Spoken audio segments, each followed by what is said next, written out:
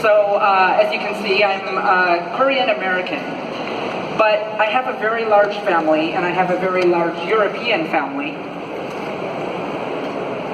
And this is my family. My husband is Greek, and so we have extended family in Greek. I'm in those pictures, but does this family look like your family? So we have my grandmother, my grandfather, my aunts and uncles, my cousins, and all of their children as well. And so it's a multi-general family. And if you look at this multi-generation family, then there's a lot of things that they need to think about. They're a very close family. Some of our family, my cousin and his wife and kids live in one apartment in one building, and the other apartment is where his brother and his family live. Another apartment is where his parents live. People live together. But the tough question that they need to ask themselves is, for our children, where should our children get educated? Where should our children have their careers? Can they do it here in Greece? Or do they have to move to other places? This is a tough question that everybody needs to ask, and of course they want their family to stay together, but it's something that we need to ask. And my premise is that a smart city can help create the opportunities that we need in the local regions to create, again, all of the businesses and improve lives right where they are. So there's two questions that I'm going to want to answer today. So one is, what is a smart city? And what makes a city smart? So if we take a look at the first question, we'll just start with it and say, what is a smart city? A smart city engages society, culture, businesses, and the government to solve city challenges and improve lives of everybody who lives there, including the elderly, including the children, not just the technically elite.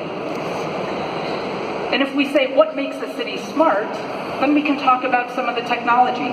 Of course it's about digitizing the city. And you can picture that your transportation systems, your trains, should have train schedules that get on time and tell you when they're coming so that you can plan your commute accordingly. But wouldn't it be even smarter if it told you when your kids get on the train to go to school, they made it safely to school? Another level of smart. Or if you have traffic monitoring, it's great to know what's going on with traffic in the city, but isn't it even better if there's an emergency response situation and then it can guide people so that the ambulance services and others can get around okay? So there's different levels, and what a smart city does is it digitally transforms the infrastructure, but then adds application and intelligence that can really create these new experiences. And one thing that I want to point out, especially in Europe, but as well as globally, is that a historic city can be a smart city. It's not just for the brand new cities and the brand new buildings and the brand new things that get created. Of course it's for all those. But it's also to preserve and understand the history and the culture and to respect that and to make sure they get digitized in the way that they need to do what they can. Now, we're on the full stack stage, so many of you are developers. And I have to say, with developers, you've been empowered, and you can write incredible software applications. You've been empowered to write mobile applications that everybody uses every day, cloud applications that can span and use cloud resources at the snap of your fingers. But in addition, what I want to challenge you on is how can you solve problems that impact people? And let's take a look at this, the idea of a storm. When a storm happens, wouldn't you as a developer like to create applications that can help this? And just think about what you would create to help this situation. The storm is coming. We've seen it on the news, and it's going to be a big one. Before the storm, everyone wants to know where it will hit.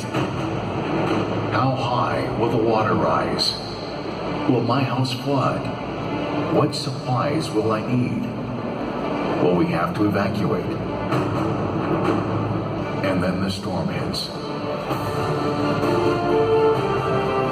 We've seen this before. Some people stay, some go. Uncertainty is everywhere. When will emergency services reach me? Is my home okay?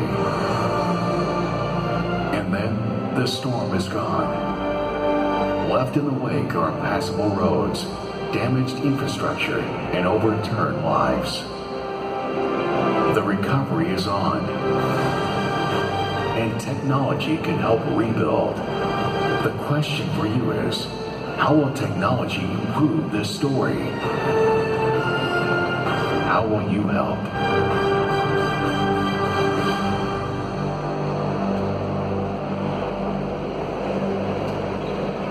When an unfortunate situation like that hits, one of the most important things is communication.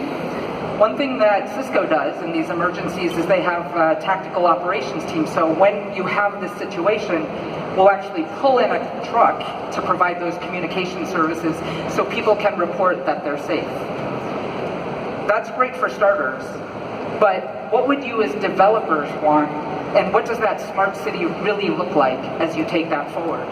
Ideally, what would happen in the smart city is that the community is going about living their lives. Then you have some weather monitoring in place, and then that weather monitoring, once it spots that something may be happening, then it can send that information to people's homes. As people are preparing in their homes, then of course the retailer should know as well to get ready. And as the storm research, because people are going to go and be buying food and supplies to deal with this. And if it does get worse and people need to evacuate, then the roads and the transportations need to be smart as well as we get that out. And unfortunately, emergency services may need to happen, and then those need to be able to come through and be able to help people where it matters. People need to communicate, and as they're coming out of this, there's food and supplies, restocking everything, and rebuilding the infrastructure once again. So you as developers need to develop this. And as we look at cities, we can say to ourselves, how could a city become a smart city? Well, there's actually phases that we can go through. So if we look at the phases of the smart city, the first step is just building connectivity and coverage. So as we know, networking is key. People need to connect. More and more devices and sensors, everything needs to be connected. And by the way, you don't just get done once you've connected something, because new and new technologies, 5G and others, come out, and then what you really want to do is be able to build this ongoing connectivity as more capabilities come about. The second stage is where you start to get these core services. So you start to get a core service like your transportation service, your bus schedules coming online, right? So you start to get these conveniences that come with these core services. But then the third phase beyond that is when you really start to look at that as a platform. You get intelligence across the city. It's when, once again, the roadways, the trains, the ambulances, healthcare services all start to be able to talk together. And that's the next part of a smart city. Now, if we try to think about that, what's the technology that underlies that? So first of all, there's the infrastructure of a smart city. And the infrastructure are devices that people use, devices that are around, sensors, a cloud infrastructure. But it also includes the city infrastructure. The roads and the buildings themselves are included in a smart city infrastructure.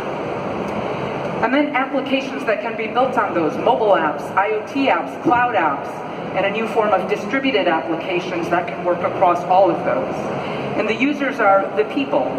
It's the operators, the ambulance drivers, okay? It's the people who work in the stores, the businesses, and developers themselves. And what happens is the way applications meet infrastructure changes in a smart city, but provides huge opportunity for developers.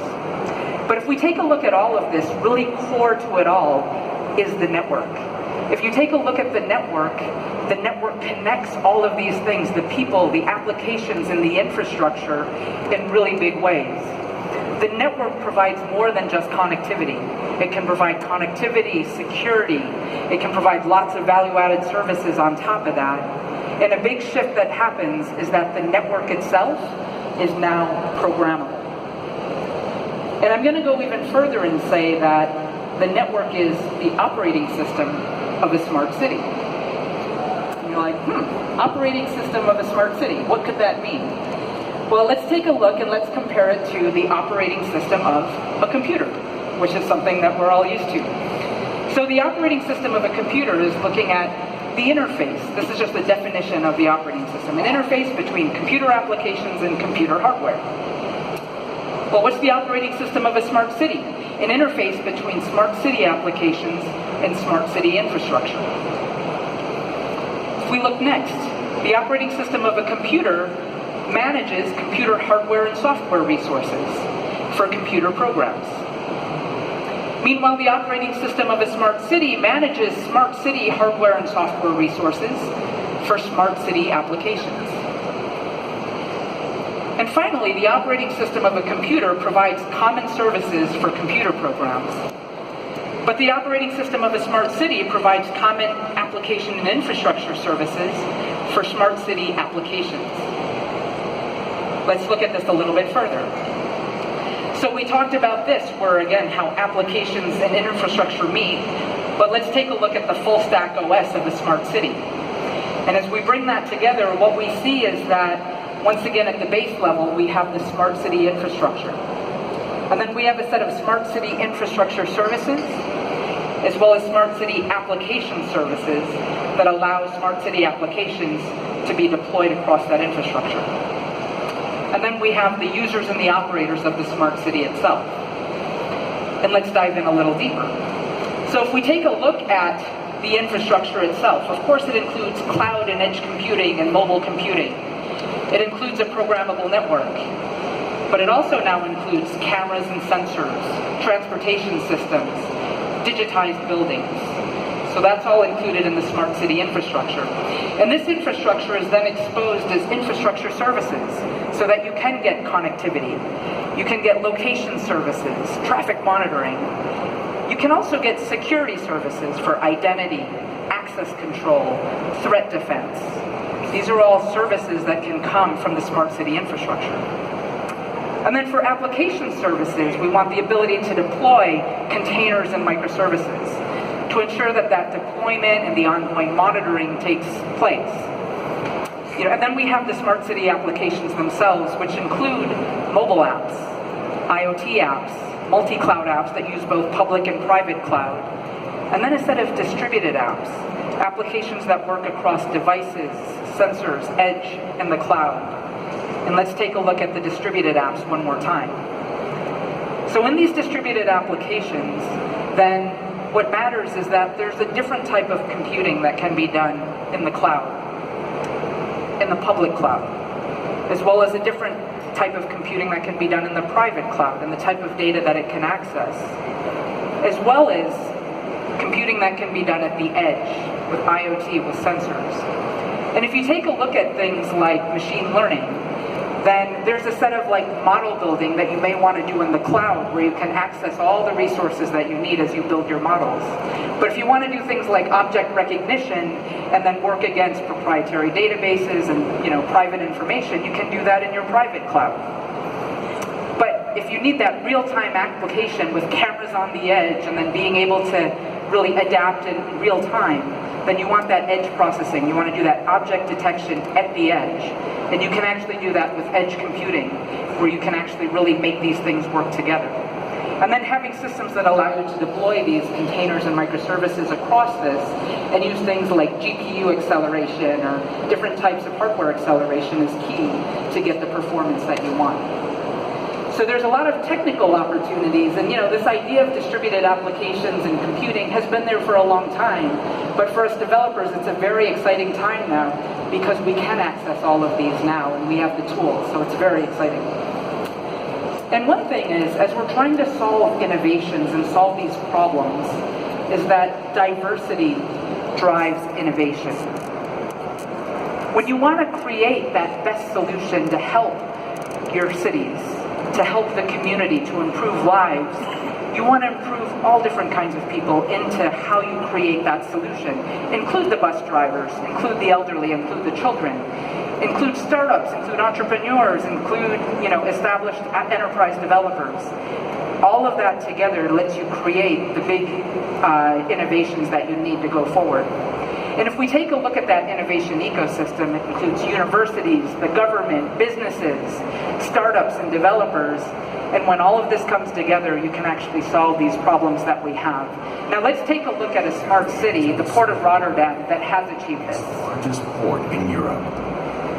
A port that has moved over 232 million tons in the first 6 months of 2018.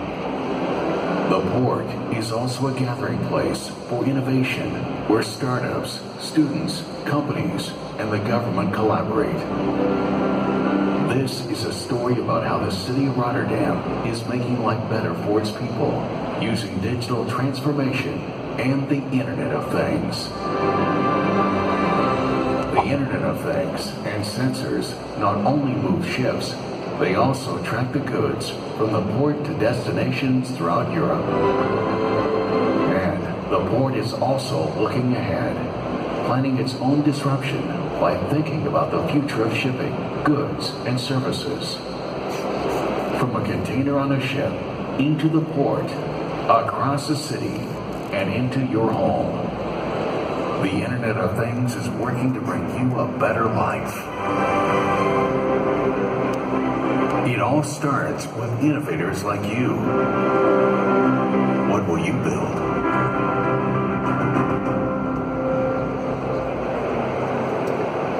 So this showcases an example where these different types of entities did come together to create solutions to digitize the infrastructure and provide value at all different levels. So if I come back to those first two questions where I said, what is a smart city? Here's an answer to it. What is a smart city? It safely connects people in city services. It enables smart city applications on a smart city infrastructure. And it provides economic growth in the area, and it improves lives. And then if we also talk about what makes the city smart, it's about machine intelligence and human intelligence brought together. It's about a diverse ecosystem of innovation. And it empowers developers to create. So the key is that as we're in this area where we're creating a smart city infrastructure that's exposed to developers, developers really hold the keys. And there's a new type of innovation that developers can do in this new paradigm that sits right in front of us. And if I go back to this question of where do our next generation, our children, where do they need to grow up? Can they grow up where they are in the cities where they live, or do they have to move away? I'll say that my nephews and nieces, my daughter, they can grow up and live where they are. They can improve the community around them because the smart city digitizes their infrastructure and provides that business opportunity and technical opportunity in front of them. So we have more resources about this at developer.cisco.com/websummit to look more at the smart city story. But the challenge that I have for all of you is, what will you build?